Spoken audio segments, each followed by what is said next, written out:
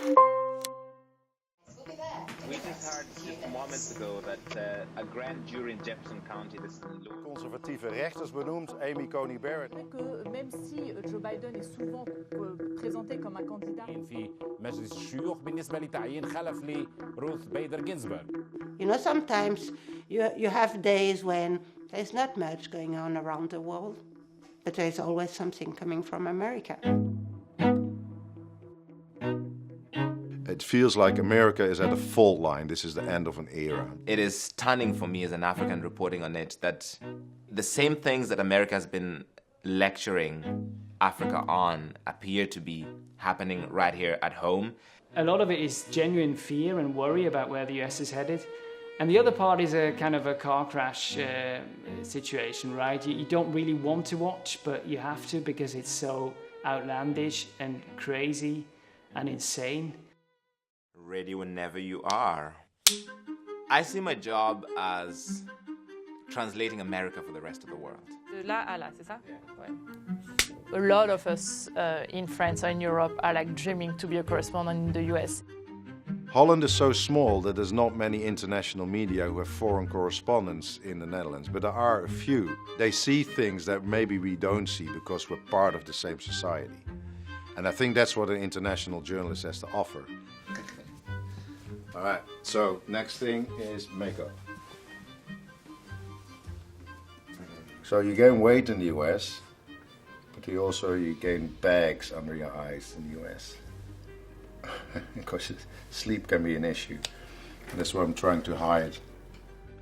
As a journalist, it's an enormous challenge, and in some ways exciting, because you realize I'm probably never going to experience this again in my career. Any election I will do after this one, if I'm ever going to do an election, it's going to be boring. Foreigners think they know the US and Americans, and they really don't. I mean, they think that someday Americans will wake up and realize that, oh no, it's not good to have all those firearms. And it's not going to happen. I've reached the conclusion that we don't understand them and they don't understand us. Which is why it's great working in this country, because it is fun to keep being baffled by what happens. I'm doing TV, and Americans are made for TV. I don't know what's in the milk that if you're breastfed or in the school milk you get. Så vil det gavne republikanerne og dermed præsident Trump.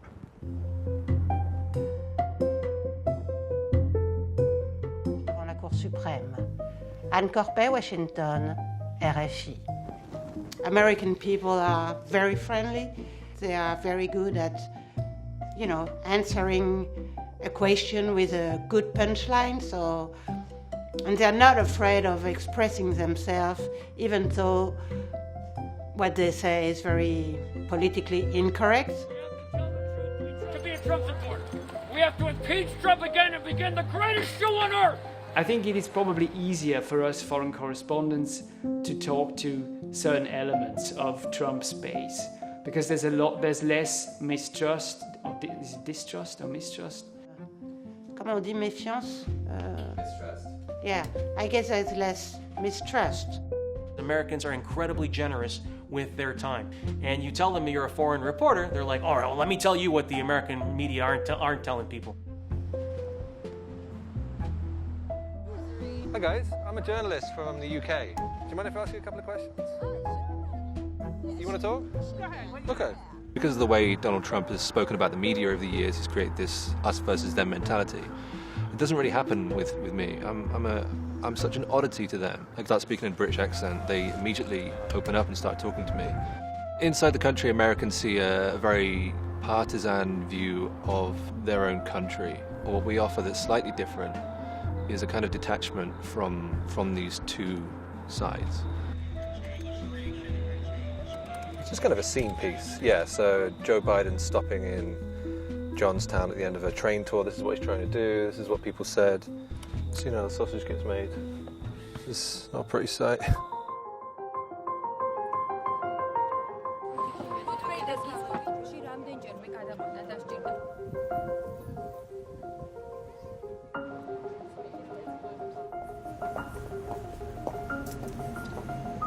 access to the president by foreign journalists is much more than it was previously in the last two presidents. I can definitely say that.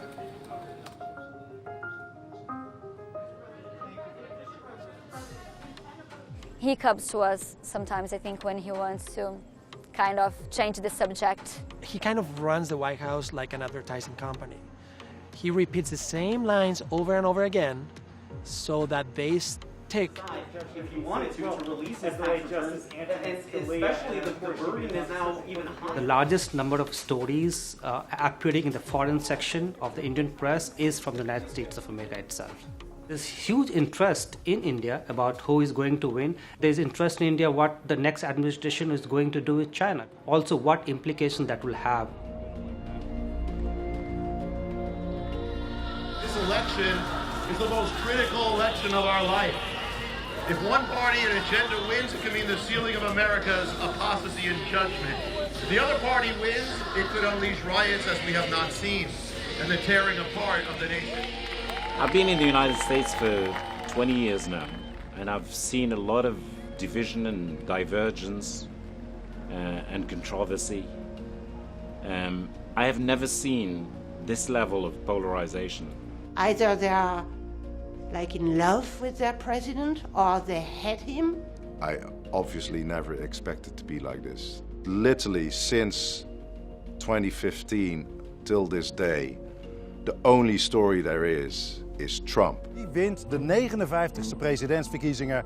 Is het niet helemaal business as usual? Want het voordracht van Amy Coney Barrett goedkeurt, dan krijg je dus een heel nieuw evenwicht bij. Je zou misschien nu al kunnen zeggen dat dit zijn grootste politieke erfenis is.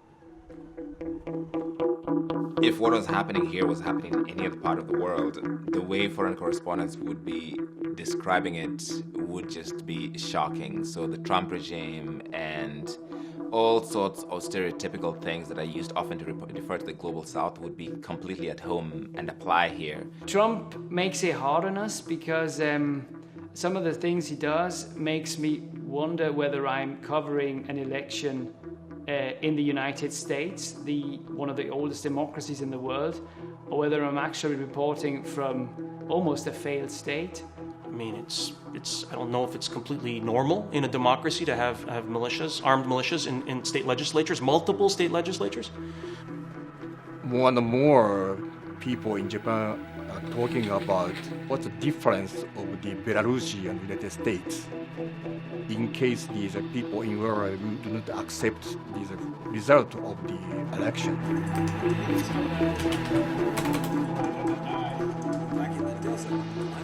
There are so many parallels between this US election and elections I have covered in Africa. There is talk of rigging, which is not a word I'd ever thought that I would hear associated with an American election. I covered mass protests and revolution in Lebanon. I covered the downfall of ISIS in Mosul and the war against ISIS in Syria. One of the things that I talk about with my colleagues who are over here now who used to report in the Middle East is that we were all talking about the warning signs that were coming from the White House, the authoritarianism, threats to the integrity of the election. And we all felt they weren't really being taken seriously. And I guess once you've reported in a place where you've seen how quickly things can go bad, that gives you a bit of an insight and it gives you a bit of a head start on everyone else. When I arrived here in the US, I arrived from Egypt. Very quickly I started going all over the country to different meetings, and I would see how people started insulting media. And this is all thing I saw in Egypt, and especially the last few years were back to a dictator in Egypt. I'm working on a story about voter suppression in Georgia, which is what appears to be a systematic approach to make sure that underprivileged, many of them people of color, black people, don't get a chance to vote. This is something that dictatorial regimes do in other countries. They deliberately make sure that those who are not likely to vote for them don't get a chance to vote. And here it is, I'm working on it here in the US. There is this notion among Americans that you seem more free than the rest of us. And to me, that's a huge mystery because I don't regard myself or other Danes as unfree. Your inequality is not healthy. That's a very mild expression. If you look at climate change, look at the wildfires. The disparities when you see the cost of the healthcare, the cost of the studies. In so many ways, you're the opposite of exception. Well, you're exceptionally shit. Die verspreid zijn over de stad Kenosha. Ze willen de politie helpen, omdat de politie onmogelijk... Her ser vi nogle af dem, der fører an, nemlig de studerende, og det er jo præcis derfor denne her... 総合医療保険についてお話しください。まず私はあなたと議論してるわけじゃない。هذا ليس صحيحا هذا ليس صحيحا. D'octobre, eh bien, c'est la première surprise d'octobre. C'est un coup dur pour Donald Trump.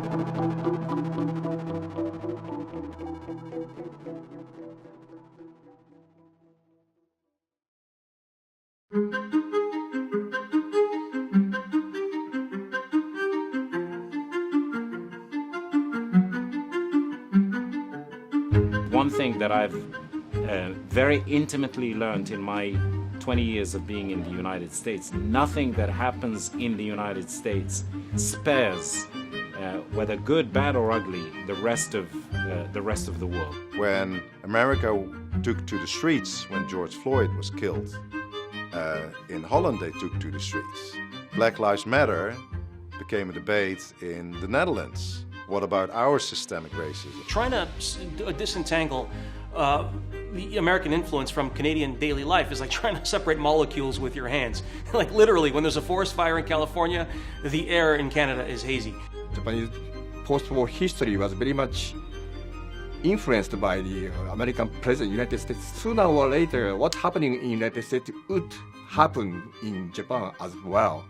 I've loved living here, but I've never been as worried about the future of this country than I am right now. As both sides says, it is the most important election of the history of America.